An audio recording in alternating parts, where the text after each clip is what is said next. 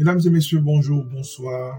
Je suis Patrick François et vous êtes sur la nouvelle chaîne Haïti Culture et Perspective, la chaîne qui parle en bien d'Haïti. Jean-Baptiste Pointe du Sable, que savez-vous de cet homme?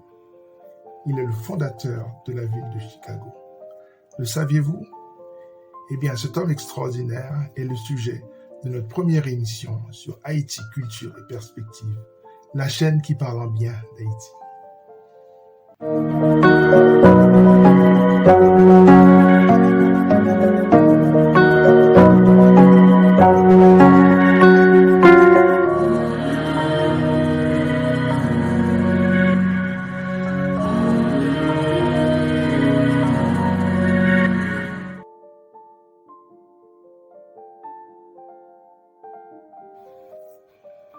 Que savez-vous de la ville de Chicago?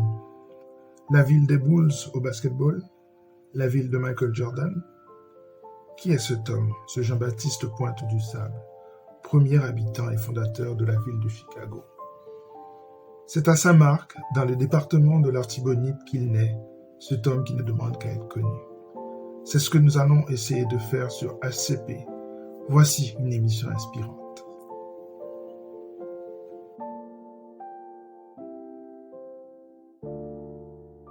Saint-Marc est une petite ville située dans le département de l'Artibonite, à une 50aine de kilomètres de la ville des Gonaïves, la ville de l'indépendance d'Haïti.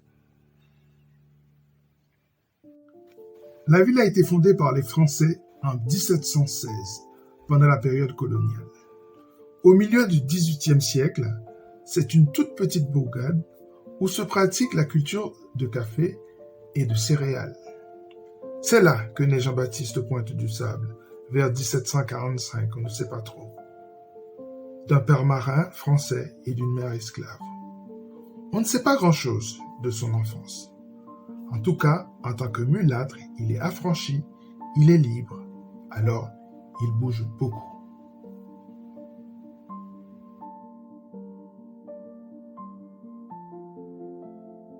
À cette époque, la liberté était rare. Alors, ceux qui la possédaient en profitaient pour aller chercher la fortune.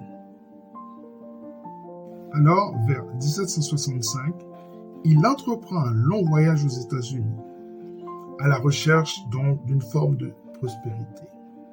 Périple pendant lequel il traverse la Nouvelle-Orléans, qui est encore sous la domination des Espagnols. Il prolonge jusque dans l'Illinois, en longeant le fleuve Mississippi. Il paraît que sur cette terre énorme, il n'y a ni esclave, ni maître. Cette idée le séduit. Il arrive dans la ville de Peoria, une petite ville située dans le centre de l'État de l'Illinois, où il construit sa première maison. C'est le début d'une grande aventure aux États-Unis, une aventure de pionnier, une histoire exceptionnelle.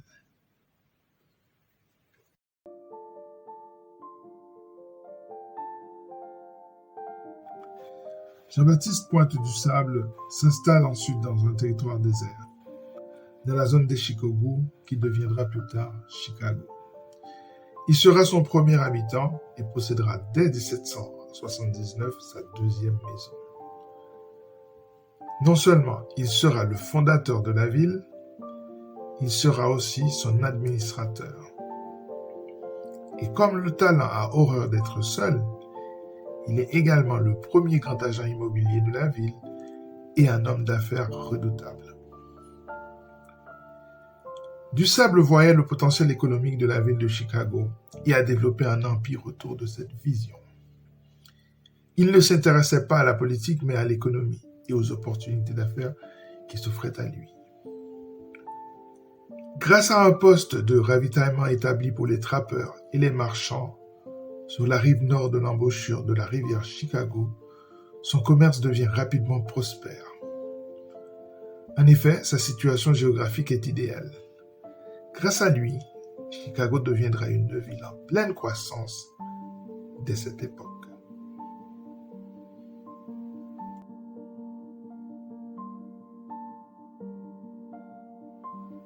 Jean-Baptiste Pointe du Sable n'est pas qu'un aventurier.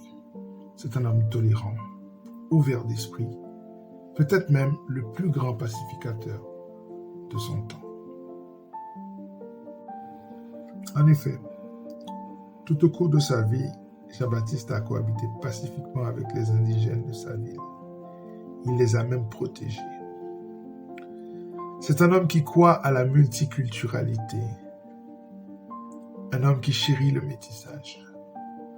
C'est dans cet ordre d'idées qu'il décide vers 1787-1788 d'épouser Kitiawa, la fille d'un chef local Potawatomi.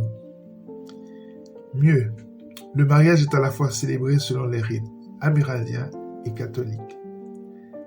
Christianisée, Kitiawa deviendra Catherine et lui donnera 2 enfants, Jean et Suzanne. Jean-Baptiste Pointe-du-Sable était sans conteste un homme en avance sur son temps. Voilà la preuve d'une grande ouverture d'esprit et de tolérance intercommunautaire. Voilà la preuve d'un grand humanisme. Voilà un homme qui a effectué avec brio son métier d'homme. De plus, Jean-Baptiste a fait preuve de tolérance vis-à-vis des Britanniques. En effet, il a tenté de cohabiter avec eux. Mais ceux-ci se méfient de lui et voient en lui un patriote américain représentant une menace pour l'empire colonial. Alors, au cours de la guerre d'indépendance, il est emprisonné à Détroit dans le Michigan. Les Britanniques le suspectent d'être un espion à la solde des Américains. Il ne retrouve sa liberté qu'en 1784.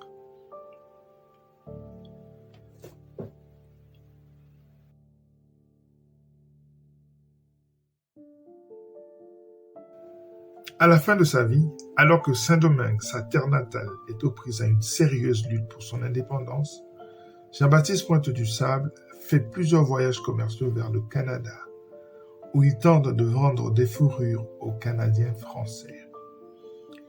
En 1800, Du Sable vend sa propriété au trappeur canado-français Jean Lalime, qui la cède 4 ans plus tard à John Kenzie, un marchand de New York. Ah, John Kenzie, retenez ce nom. Il retourne un temps à Peoria et à Chicago avant de s'installer à Saint-Charles dans le Missouri. Il quitte Chicago, déçu que la tribu locale des Potawatomi ne fasse pas de lui son chef. Jean-Baptiste Pointe-du-Sable décède le 28 août 1818 à Saint-Charles dans le Missouri. Sa terre natale n'a alors qu'une quinzaine d'années d'indépendance. De Saint-Marc à Saint-Charles, l'immigré a marqué sa ville, les États-Unis et aussi son temps. Preuve si besoin en est que l'immigré n'apporte pas que des malheurs. Il était temps de lui rendre un hommage bien mérité.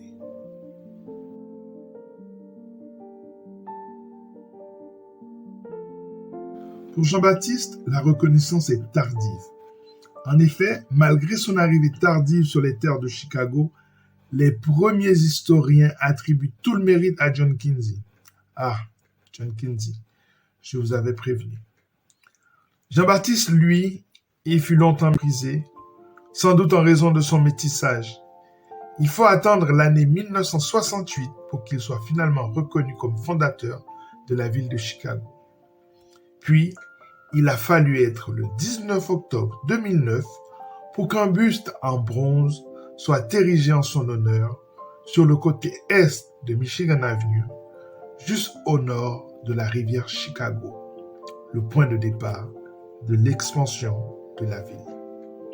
Et encore, cette sculpture est un don des membres de la communauté haïtiano-américaine de Chicago. Le musée afro-américain d'histoire de Chicago, ouvert en 1961, fut renommé DuSable Museum of African American History en 1968, après que l'État de l'Illinois et la ville de Chicago aient officiellement reconnu Jean-Baptiste Pointe-du-Sable comme le fondateur de la ville de Chicago.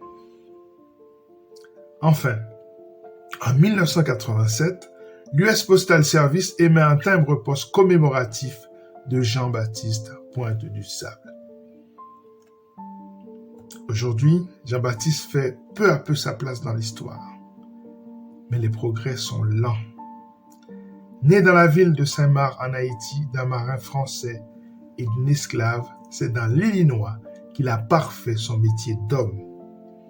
Et puisque la reconnaissance tarde à arriver à Chicago, la ville qu'il a fondée, arrivera-t-elle enfin dans le pays qu'il a vu naître?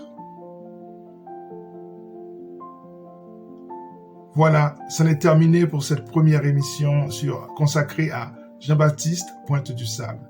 J'espère que vous avez appris quelque chose. En tout cas, c'est la première émission d'une longue série. N'oubliez pas que jamais Francis Fukuyama a parlé de la fin de la culture.